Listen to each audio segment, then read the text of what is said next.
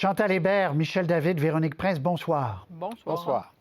Je vous fais écouter rapidement quelques extraits des chefs de parti du Québec sur place à Laval. On écoute, on revient.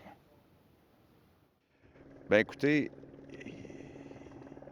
il n'y a rien de plus dur que de perdre un enfant ou de douter pendant un certain temps. Là, dans certains cas, ça a pris 1 heure avant de savoir est-ce que c'est mon enfant qui est touché ou non. Puis, bien, on en parlait en déjeunant, Isabelle et moi, puis on se disait, on a 2 enfants.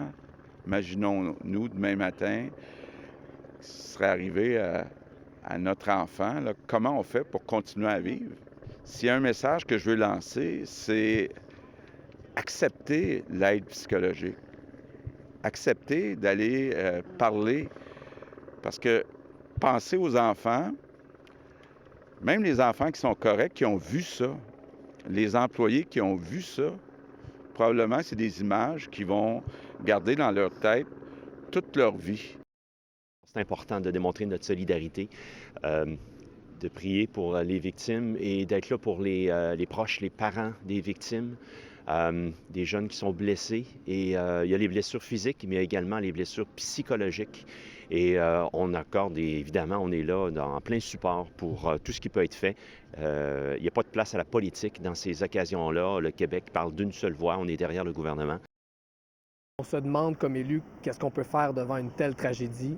D'abord, on est là pour montrer le soutien, témoigner la solidarité et dire à ces gens-là puis à toute la communauté que quelle que soit la suite des choses, on va être là pour les soutenir. Il y aura des questions qu'on devra se poser comme société dans les prochains jours, dans les prochaines semaines, pour essayer de commencer à comprendre ce qui s'est passé. Je pense qu'on aura comme élu un rôle dans ces questionnements-là, mais aujourd'hui, c'est une journée de deuil, une journée de soutien.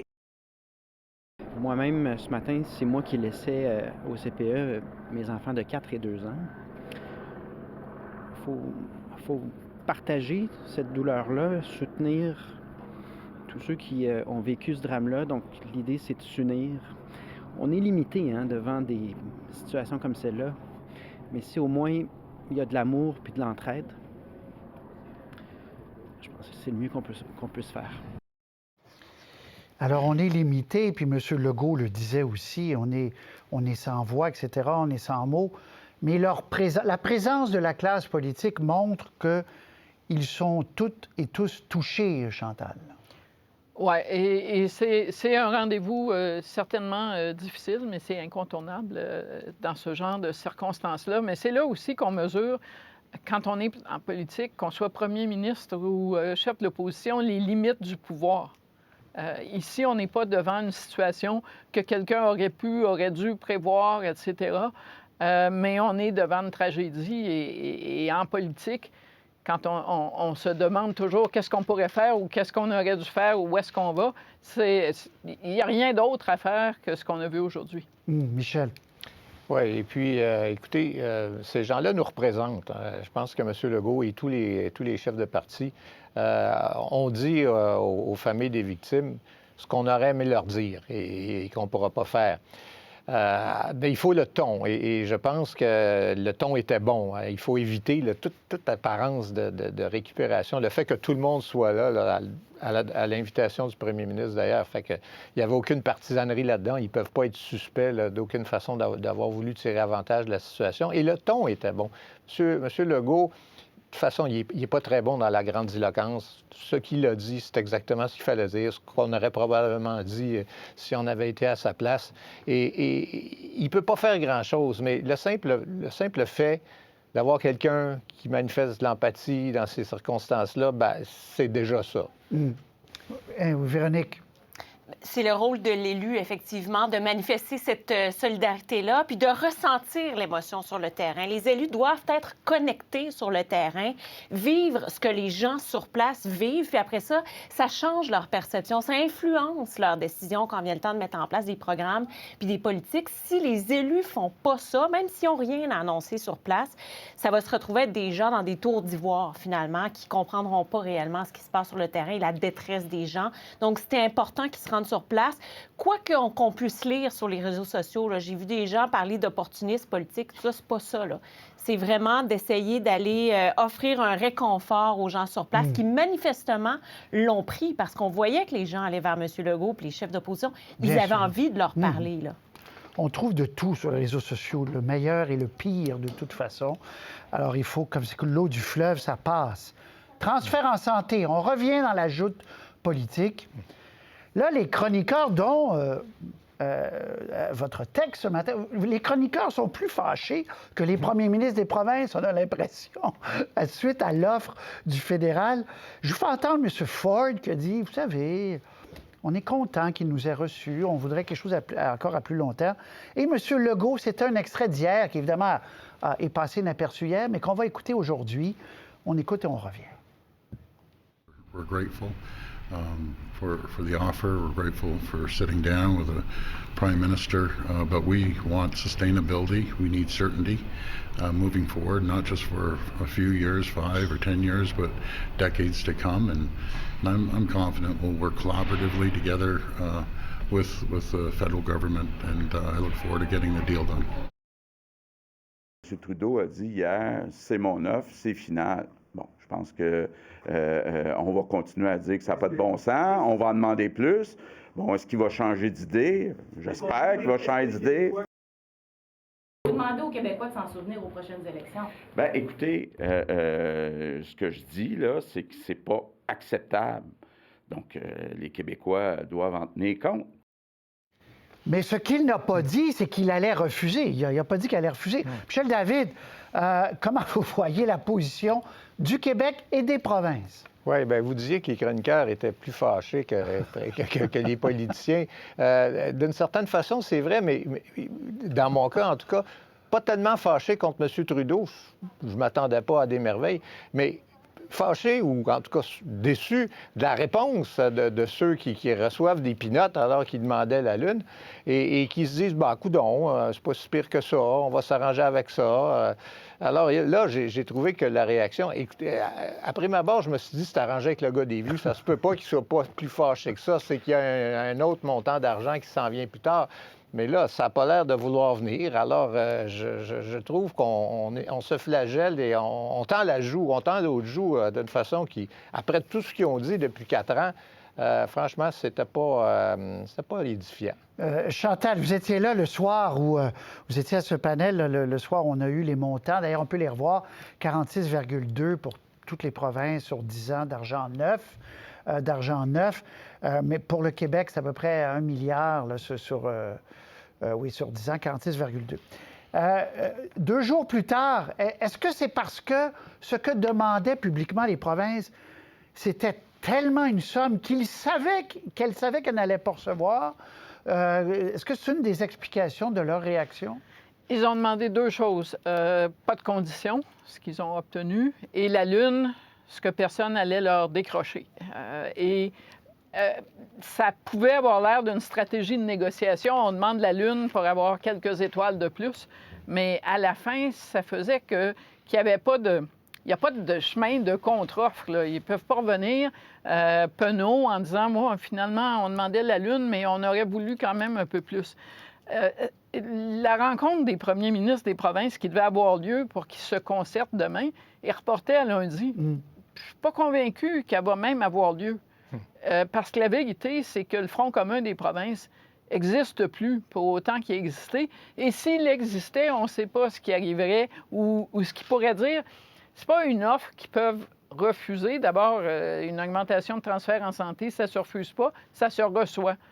C'est comme ça que ça fonctionne. Et là, je ne sais pas si vous avez vu M. Ford aujourd'hui en Ontario qui recevait Dominique Leblanc, le ministre Duclos, qui avait l'air content. Ils dansaient ensemble, pour vrai, là, oui, M. Ford. Oui. Mais dès le premier jour, il est content, M. Ford. Un mot, Véronique, justement... Et même M. Legault, le premier soir, là, a dit, écoutez, on ne peut pas refuser de l'argent, l'augmentation, c'est pas ce qu'on voulait, mais on va le prendre, autrement dit. Donc, il ne pourra pas le refuser. Puis comme dit Chantal, c'est pas vraiment une négociation, c'est le transfert canadien, c'est le fédéral qui décide. C'est sûr qu'on a l'impression qu'il n'y a pas vraiment de levier, finalement, que le rapport de force n'est pas très grand, même quand François Legault dit bien, ça va être aux gens de juger à la prochaine élection fédérale.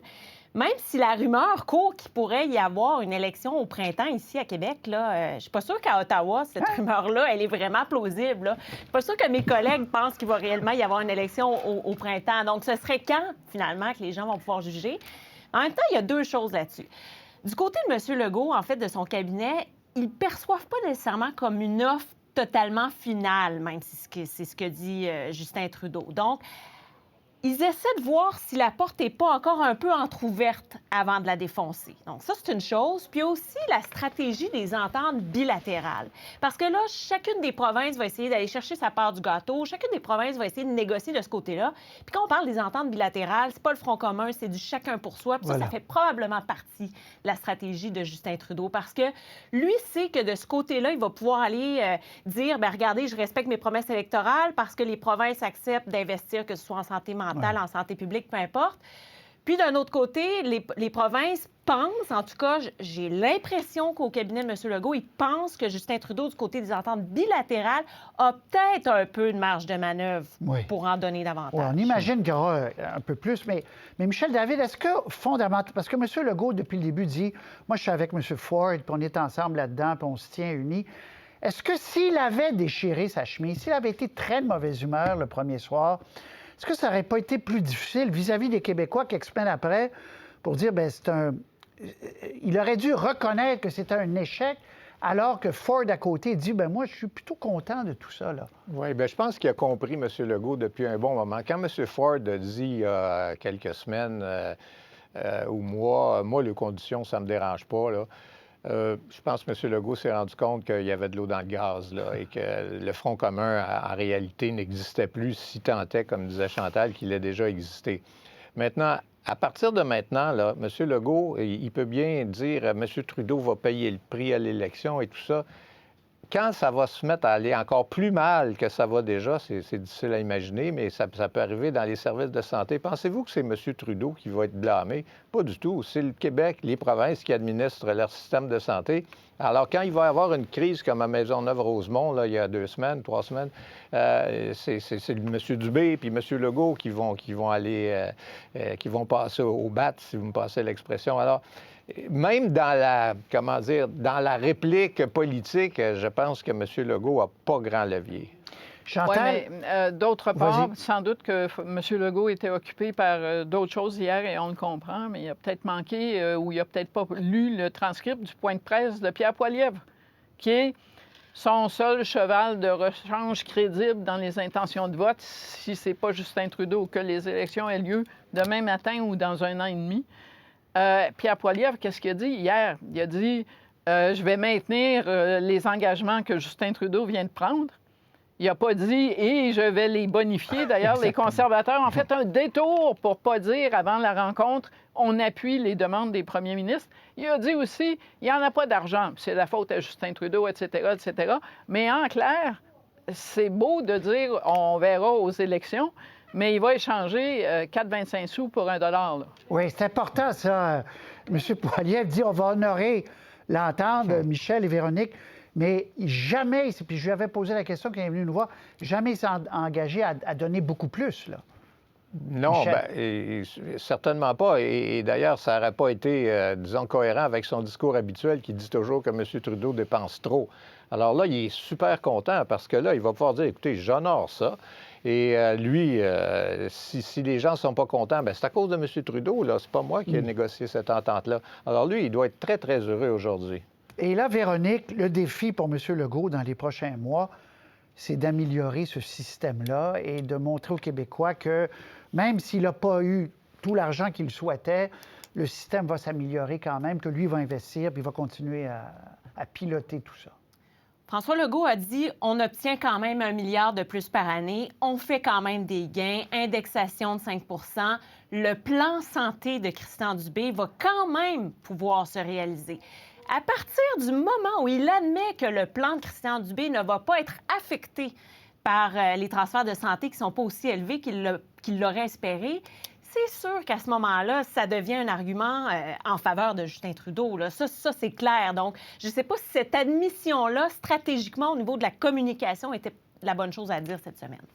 Très bien, très intéressant. Merci Chantal, Michel et Véronique. Je souligne que M. Trudeau sera ce soir à la veillée à l'église Sainte-Rose de Lima, donc à Laval. Merci beaucoup. Au revoir. À très bientôt. Au revoir.